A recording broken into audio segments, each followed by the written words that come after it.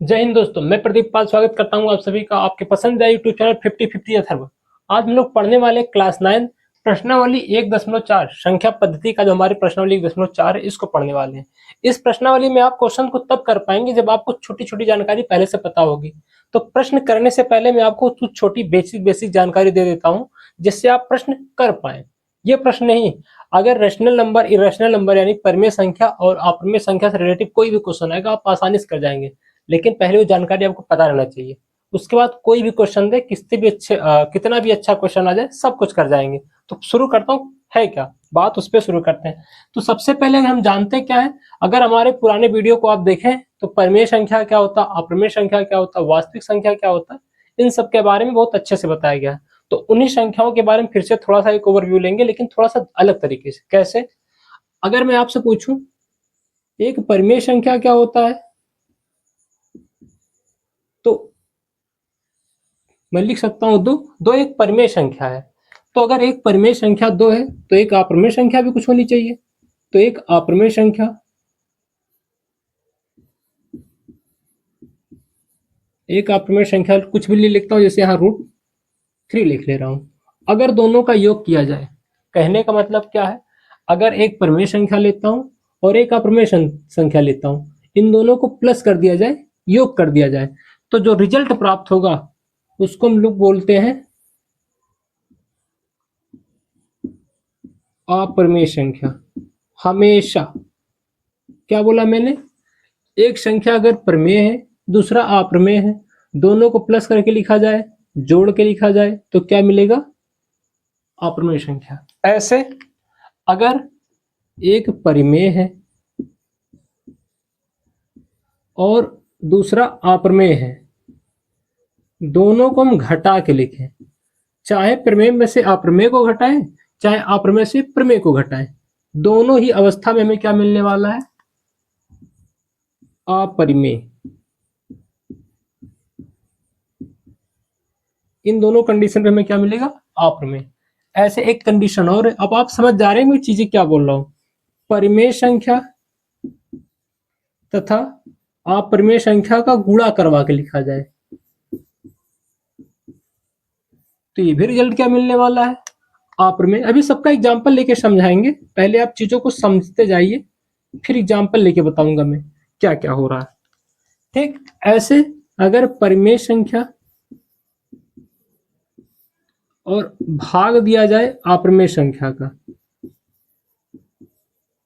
तो इसका भी रिजल्ट हमें अपरिमेय ही मिलता है। ये चार कंडीशन है, इन्हीं कंडीशन से हमारा ये पूरा चैप्टर लिंक है।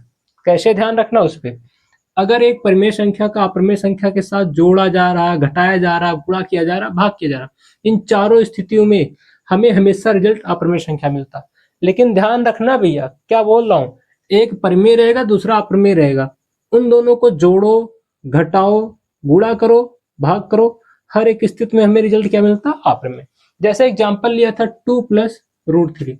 2 क्या है, एक परिमेय संख्या है, और √3 क्या है, एक अपरिमेय संख्या है, दोनों को जोड़ा गया तो रिजल्ट क्या मिल रहा है, जो ये रिजल्ट आ रहा है मेरे पास, ये क्या हो जाएगा, एक अपरिमेय संख्या हो जाएगा। ऐसे अगर मैं फिर से बोलूं, हमारे पास एक संख्या √2 है, तो ये क्या है, अपरिमेय संख्या है। अगर इसमें मैं कोई संख्या 1/2 ऐसे घटा दे रहा हूं तो हमारा ये क्या हो जाएगा, रिजल्ट अपरिमेय हो जाएगा, क्योंकि √2 अपरिमेय था और 1/2 प्रमेय था, तो इन दोनों को घटाने के बाद जो रिजल्ट आएगा अपरिमेय आएगा। ऐसे एग्जाम्पल एक और लेते हैं, अगर हम प्रमेय संख्या का गुणा करवाएं, जैसे √2 गुणे 5 करवाते हैं, तो इसका रिजल्ट क्या आएगा, 5√2 आएगा। तो इन दोनों का जो रिजल्ट आ रहा गुणा करवाने पे, वो भी क्या होगा, अप्रमेय होगा। 5√2 जो रिजल्ट आया वो क्या होगा, अप्रमेय होगा। ऐसे एक रिजल्ट हम इस लोग इसका देखते हैं, है क्या, प्रमेय संख्या का अप्रमेय संख्या से भाग देने पर, यानी अगर मैं √2 में 2 से भाग लगाऊं तो जो रिजल्ट आ रहा है ये भी क्या होगा, अप्रमेय होगा। ये हमें ध्यान रखना है। अभी मैंने बताया 2 एक प्रमेय संख्या, रूट एक अप्रमेय संख्या, दोनों को जोड़ा अप्रमेय आया। फिर क्या बताया, √2 एक अप्रमेय संख्या है, 1/2 एक प्रमेय संख्या, दोनों को घटाया तो अप्रमेय संख्या आ रहा है। ऐसे अगर मैं 0 की बात करूं तो 0 क्या है, एक परिमेय संख्या है, हम लोग पढ़ के आए 0 एक परिमेय संख्या है। अगर उसमें मैं एक अपरिमेय संख्या से गुणा करा दूं तो इसका रिजल्ट क्या आता है? 0। 0 में भैया किसी संख्या से गुणा कराओ तो उसका रिजल्ट 0 हो जाता है। ऐसे 0 में किसी संख्या से भाग लगाओ तो इसका भी रिजल्ट क्या आता है? 0 आता है। हम देख क्या पा रहे हैं? 0 एक ऐसी संख्या होता है जिसका परिमेय संख्या हो चाहे अप्रमेय संख्या हो, गुणा कराने पे उसका रिजल्ट 0 हो जाता है। इसी वजह से हमारी एनसीईआरटी या फिर आपको क्वेश्चन में कहीं देखने को मिलेगा तो एक वर्ड यूज करता है, शून्येतर।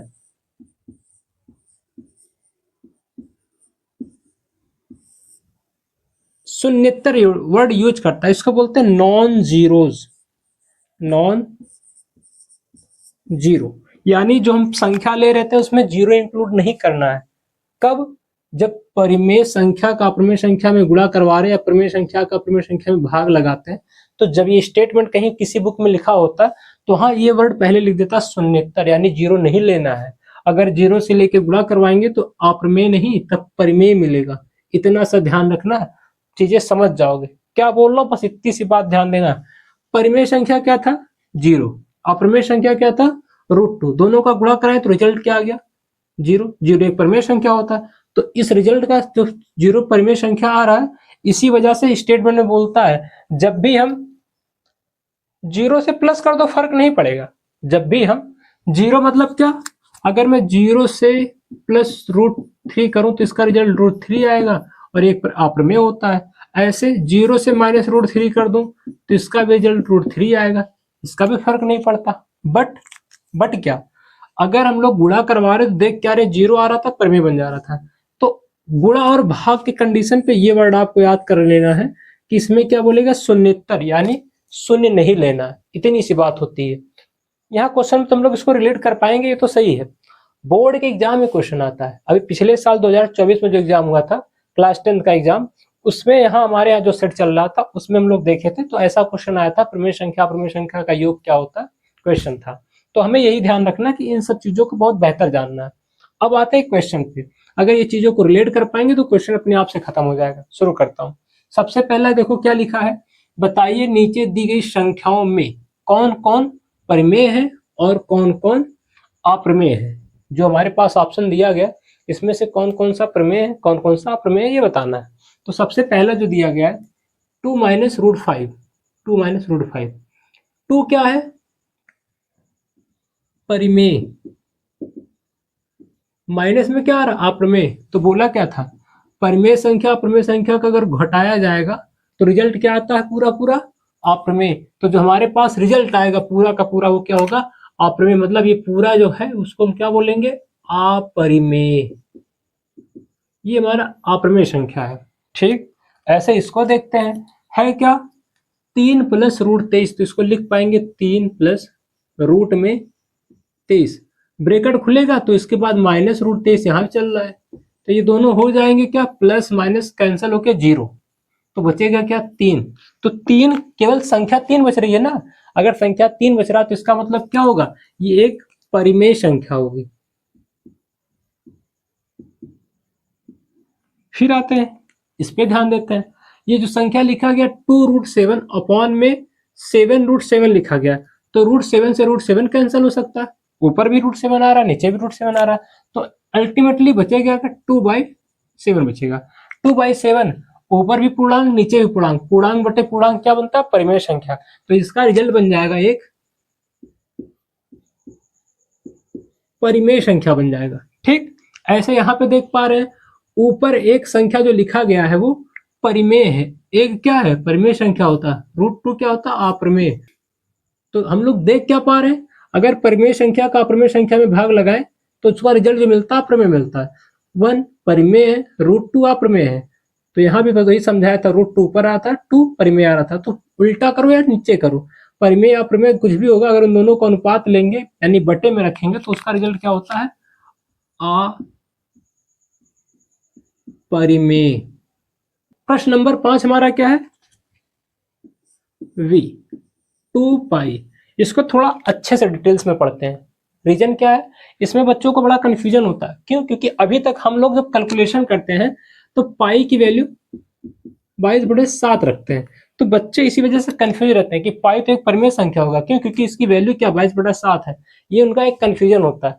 बट आपको एक चीज समझा दूं, हम हमेशा जब पाई की वैल्यू रखते हैं तो 22/7 जो रखा जाता है, ये इसका लगभग मान होता है। लगभग मान का मतलब समझो कि अगर मैं आपसे बोलूं कि भैया अगर आप कहीं जा रहे हैं तो किसी से अगर पता पूछते हैं तो आपको वो पता कैसे बताता है कि भैया इस गली में आना, तो यहाँ एक मंदिर है या एक पेड़ है, उस पेड़ के दाहिनी तरफ मेरा घर है। कुछ लोकेशन बताते नहीं, लगभग में घर बताते हैं, लगभग में उसके पास की क्या चीजें हैं। तो ऐसे पाई की जो वैल्यू है उसके पास का सबसे एग्जैक्ट मान ये मिलता है 22/7। इसी वजह से हम लोग कैलकुलेशन को बहुत टफ ना बना के छोटा मान लेके आसानी से हल कर लेते हैं। बात को समझना क्या बोल रहा हूँ। जो पाई का वैल्यू हम लोग रखते हैं 22/7, ये कैलकुलेशन को इजी करने के लिए लगभग मान लिया जाता है। लगभग मान लिया जाता है। पाई की वैल्यू 22/7 एग्जैक्ट नहीं होती, ये लगभग मान लिया जाता है। तो होता क्या है, पाई अगर 22/7 के रूप में यहाँ कहीं लिखा है तो ये क्या होगा, परिमेय। ध्यान से सुनना, क्या होगा, अगर 22/7 ऑप्शन में मिलता है तो परिमेय होगा। जब भी हमें ऑप्शन में 22/7 मिलेगा तो परिमेय होगा। लेकिन केवल पाई कहीं लिखा है, जैसे यहाँ पे लिखा है पाई, तो ये हमेशा इसका रिजल्ट क्या होता है, अपरिमेय। हमेशा इसका रिजल्ट अपरिमेय होगा, ये ध्यान रखना। अब उसके साथ कुछ गुणे में आए, कुछ भाग में आए, जोड़ में आए, घटाव में आए, फर्क नहीं पड़ता। यहाँ पे 2 गुणे में आ रहा तो 2 पाई हो जाएगा, इतनी सी बात है। लेकिन जो हमारा रिजल्ट होगा वो अपरिमेय आएगा। और पाई न दिख के अगर 22/7 दिखता तो परिमेय होगा। ये हमारा आज का टॉपिक था, प्रश्नावली 1.4 का पहला क्वेश्चन था। यह वीडियो आपको कैसा लगा कमेंट कीजिएगा। वीडियो को अंत तक देखने के आपका धन्यवाद। वीडियो अपने दोस्तों से शेयर करो और चैनल को सब्सक्राइब तथा लाइक करें। Thank you.